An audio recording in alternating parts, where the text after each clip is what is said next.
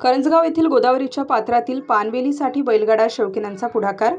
निफाड तालुक्यातील करंजगाव येथील गोदावरी नदीच्या पात्रात पानवेलीचा खूप मोठा विळखा पडलेला असल्याने गोदापात्रातील पाणी दूषित झाले। जनावरांना पाणी पाजणे देखील मुश्किल झाले होते।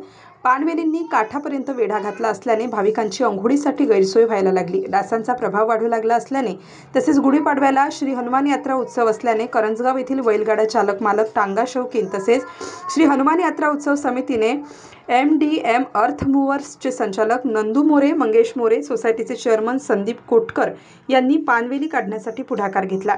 10-12 तास JCB मशीन चालवून देखील पानवेली जैसे थेची परिस्थिती पाहावयास मिळाली असल्याने करंजगाव, कोठुरे, चांदोरी, चाटोरी ही गावे धार्मिक दृष्टीने देखील महत्त्वाचे ठिकाण असल्याने नेहमी भाविकांची गर्दी असते।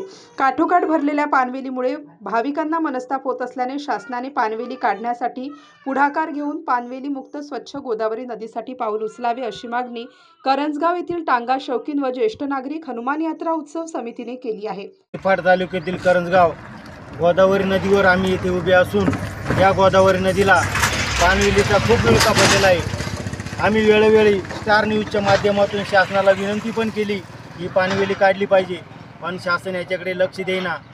शेवटी आमच्या येथील तरुण सहकारी आणि MDM अर्थ मोर्चे संचालक नंदूभाऊ मोरे असतील, मंगेशभाऊ मोरे असतील किंवा सोसायटीचे चेअरमन असतील संदीपभाऊ कोटकर, संदीप गांगुर्डे आणि सर्व टांगा शौकीकांनी एक निर्णय घेतला की ही पानवेली आपण काढायची आणि सकाळी 6 वाजेपासून आम्ही इथे मशीन चालू केलं आणि ही पानवेली काढण्याचा प्रयत्न केला।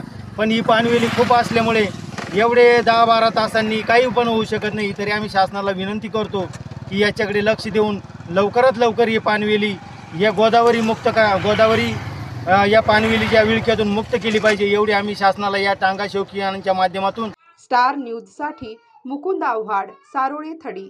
पण